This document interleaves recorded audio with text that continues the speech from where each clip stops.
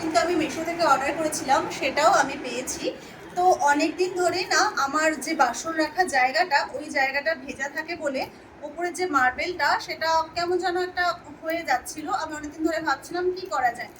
তো মিশোতে আমি দেখতে পেলাম যে একটা ম্যাট, সেটাই আমি অর্ডার করেছিলাম। আর মিশোতে তো সবসময় দাম ভীষণই কম থাকে, যার জন্য নেওয়াটাও সম্ভব হয়ে যায়।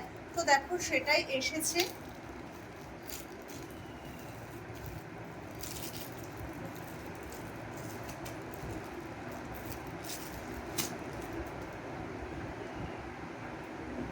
এটার ওপর বাসন রাখার যে ঝুড়িটা সেটা রাখলে আর কোনোভাবেই জল মানে কি বলবো মার্বেলে পড়বে না, এটা জলটাকে সোক করে নেবে।